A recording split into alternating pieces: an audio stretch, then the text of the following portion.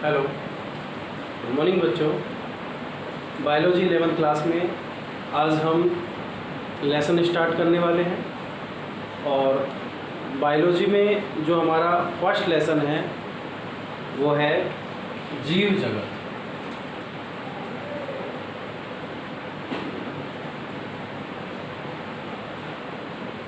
The living world,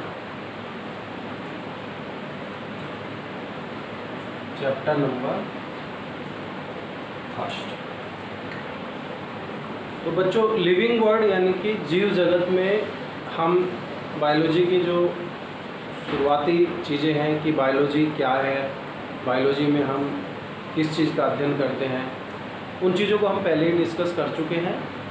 living यानी कि जीवों का या सजीवों का जो एक जगत है जिसमें सजीव आते हैं सभी, उनके बारे में हम थोड़ा और विस्तृत रूप से यहाँ पर पढ़ेंगे।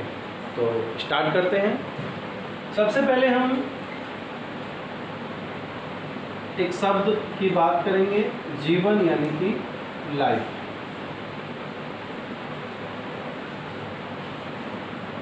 इसको हम पहले भी डिस्कस कर चुके हैं। और जीवन या लाइफ को समझने से पहले एक शब्द और यहाँ अपन प्रकाश में लेते हैं, पदार्थ यानी मैटर।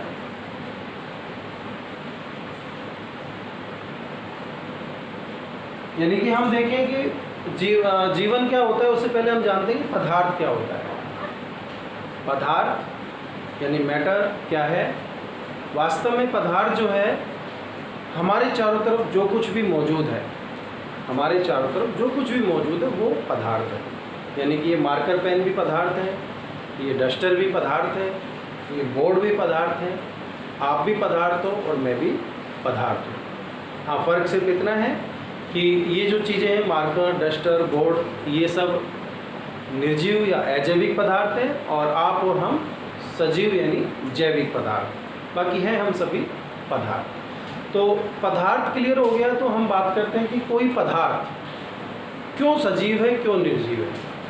ये निर्भर करता है जीवन पर, और जीवन निर्भर करता है जैविक क्रियाओं पर। इसको एक उदाहरण से समझते हैं। ये जो मेरे हाथ में है ये मार्कर है, ये एक पदार्थ है। कैसा पदार्थ है? अजैविक पदार्थ है, निर्जीव है। निर्जीव क्यों है? क्योंकि इसमें जैविक क्रियाएं नहीं हो रही।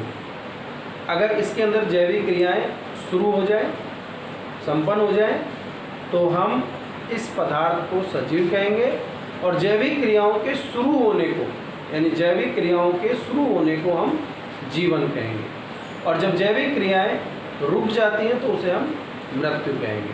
तो यहाँ पर अगर अपन जीवन की परिभाषा देना चाहें तो जीवन क्या हो गया? पदार्थ के संगठन, यानी पदार्थ के संगठन की ऐसी दशा या स्थिति जिसमें वह कौन? पदार्थ वातावरण से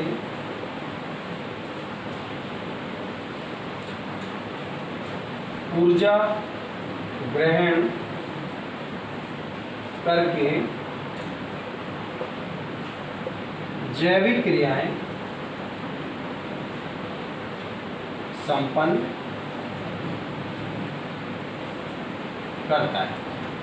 तो उस स्थिति को, उस दशा को या उस कंडीशन को हम जीवन कहते हैं। और पदार्थ क्या है? हमारे चारों तरफ मौजूद चीज़ें। हमारे चारों तरफ मौजूद जो चीज़ें हैं उनको हम पदार्थ कह रहे हैं। और अगर किसी पदार्थ में वो पदार्थ वातावरण से ऊर्जा लेकर और जैविक क्रियाएं संपन्न कर देता है, शुरू कर देता है, तो उस स्थिति को हम जीवन कहते हैं। तो जीवन क्लियर हो गया। और जिसके अंदर ये जैविक क्रियाएं संपन्न हुई है उसे हम सजीव कहते हैं। जीवन से ही एक शब्द और निकल कर आता है, जीवन काल, यानी कि लाइफ स्पैन।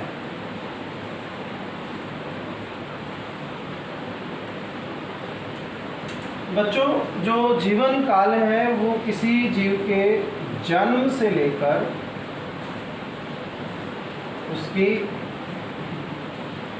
प्राकृतिक मृत्यु के बीच की अवधि होती है। जन्म से लेकर प्राकृतिक मृत्यु। प्राकृतिक मृत्यु से मतलब है कि जब वो वृद्धावस्था को प्राप्त करके और उसकी जैविक क्रियाएं रुक जाएं और वो मृत्यु को प्राप्त हो तो उसको प्राकृतिक मृत्यु कहेंगे। अदरवाइज एक्सीडेंटल जो डेथ है उसको हम जीवन काल में नहीं लेते हैं। तो जन्म से लेकर प्राकृतिक मृत्यु के बीच की जो अवधि है उसको हम जीवन काल कहते हैं। और प्रत्येक जीव का जो जीवन काल है वो निश्चित होता है। जैसे अगर अपन उदाहरण लें कि मनुष्य का जीवन काल होता है 60 से 100 वर्ष, ठीक है। इसके अंतर्गत विभिन्न अवस्थाएं पूरी करता है मनुष्य और इसके पश्चात उसकी मृत्यु हो जाती है, ठीक है। तो यहाँ पर हमने देखा कि जो जीवन है, जीवन किसी भी पदार्थ के संगठन की ऐसी दशा है जिसमें वो वातावरण से ऊर्जा ग्रहण करके और जैविक क्रियाएं संपन्न करता है।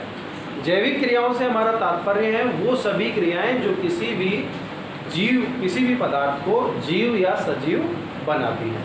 इनको हम आगे भी डिस्कस करेंगे, जैसे श्वसन है, वृद्धि है, पोषण है, प्रजनन है, उपापचय है आदि। ये सब जैविक क्रियाएं कहलाती हैं। अगर ये किसी जीव में हो रही, किसी पदार्थ में हो रही है तो वो सजीव है, नहीं हो रही तो वो निर्जीव है। पदार्थ हमारे चारों तरफ मौजूद चीज़ें पदार्थ कहलाती हैं।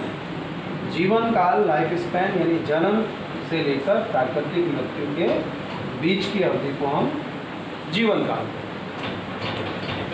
हैं। बच्चों, ये जो सजीव है उसके अंदर जैविक क्रियाएं होती हैं, तो हम उनको कह सकते हैं कि सजीवता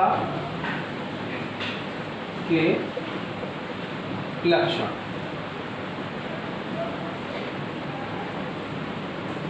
यानी कि सजीवों में कौन कौन सी ऐसे लक्षण हैं, कौन कौन सी ऐसे विशेषताएं जो उनको सजीव बनाते हैं।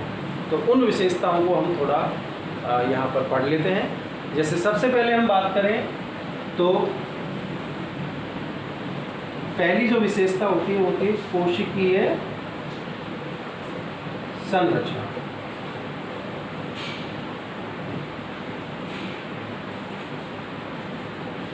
या कोशिकीय संगठन, सेलुलर ऑर्गेनाइजेशन। ये कहता है कि प्रत्येक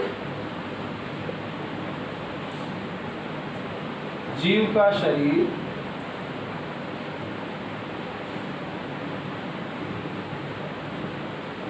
कोशिकाओं से निर्मित होता है। यानी कि अगर कोई जीव है तो उसका शरीर कोशिकाओं से मिलकर बना होगा। अगर कोशिकाएं नहीं है तो उसको हम जीव नहीं मानते हैं। लेकिन इसका भी एक अपवाद है और वो होता है विषाणु, यानी वायरस। विषाणु को हम सजीव भी मानते हैं और निर्जीव भी मानते हैं। क्यों मानते हैं? क्योंकि इसमें निर्जीवों के गुण भी होते हैं, जैसा कि हम पिछले वीडियो में पढ़ चुके हैं, और इसमें सजीवों के गुण भी होते हैं। लेकिन इसके अंदर कोई कोशिकीय संरचना नहीं होती है। तो विषाणु जो है उसको जीव ना मानने के पीछे कारण है कि उसका शरीर कोशिकाओं से मिलकर नहीं बना होता। वरना कोशिका सिद्धांत कहता है कि सजीवों का शरीर कोशिकाओं से मिलकर बना होता है। ये कोशिका सिद्धांत जो स्लीडन और स्वान नामक वैज्ञानिकों ने प्रस्तुत किया। तो जीव का शरीर कोशिकाओं से मिलकर बना होता है। ये जीव के शरीर की पहली विशेषता है। दूसरी विशेषता की या लक्षण की बात करें तो वो होता है वृद्धि, यानी कि ग्रोथ। वृद्धि को हम शाब्दिक परिभाषा में लें तो आकार में बढ़ोतरी की स्वाभाविक प्रगति। यानी अगर कोई जीव ये कोई जीव है, ये अपने आकार में निरंतर बढ़ोतरी कर रहा है, तो इसे हम वृद्धि कहेंगे। तो वृद्धि जो है उसके वजन में, उसके भार में, उसके आकार में दिखाई देती है। लेकिन वृद्धि प्रत्यक्ष और अप्रत्यक्ष दोनों प्रकार से होती है। एक अवस्था तक जीव में प्रत्यक्ष वृद्धि दिखाई देती है, लेकिन उसके अंदर अप्रत्यक्ष वृद्धि भी होती रहती है, जो अवस्था के बाद जो है निश्चित जो वृद्धि है आकार में दिखाई देने वाली, प्रत्यक्ष वो दिखाई नहीं देती है, लेकिन अप्रत्यक्ष हमेशा चलती रहती है। जैसे प्रत्यक्ष उसका आकार बढ़ रहा है, बचपन में हम जो पैदा हुए थे बच्चे तो छोटे होते हैं, और धीरे धीरे जो समय गुजरता है, जीवन काल जो है वो पूरा होता जाता है, तो आकार में बढ़ोतरी होने लगती है, जो दिखाई देती है। लेकिन एक अवस्था के बाद मनुष्य जब पूर्ण आकार ग्रहण कर लेता है तो प्रत्यक्ष वृद्धि नहीं दिखाई देती, लेकिन अप्रत्यक्ष वृद्धि उसके शरीर में निरंतर जारी रहती है, क्योंकि शरीर में कोशिकाएं बनती रहती हैं, कोशिकाओं का विभाजन होता रहता है, नई कोशिकाएं बनती रहती हैं, पुरानी कोशिकाएं नष्ट होती रहती हैं। तो यानी कि वृद्धि जो है वो निरंतर चलने वाली प्रक्रिया है। जैसे पौधे हैं, जब हम उनको लगाते हैं, उगाते हैं बीजों को, तो छोटा पौधा निकल कर आता है, पौधा धीरे धीरे बड़ा होता है और वृक्ष में तब्दील हो जाता है। इसका मतलब उनके शरीर में भी प्रत्यक्ष वृद्धि दिखाई दे रही है। अप्रत्यक्ष वृद्धि उनके शरीर में भी चलती है, उनमें भी कोशिकाएं बनती हैं और कोशिकाएं नष्ट भी होती रहती हैं। तो इस तरह से आकार में बढ़ोतरी की स्वाभाविक प्रवृत्ति को वृद्धि कहते हैं। ये भी सजीवों का एक प्रमुख लक्षण है। तो इसी तरह के और जो लक्षण हैं उनको हम आगे के जो वीडियोज़ हैं उनमें और अच्छी तरह से क्लियर करेंगे। तो अपनी जो ऑनलाइन जो आपकी क्लासेज चल रही हैं, ये आदित्य कैरियर इंस्टीट्यूट के माध्यम से उनको लगातार जारी रखें और आपके आसपास के बच्चों को भी जोड़ें और अपनी पढ़ाई को घर में ही सुरक्षित रहते हुए कंटिन्यू रखें। Be safe, stay home.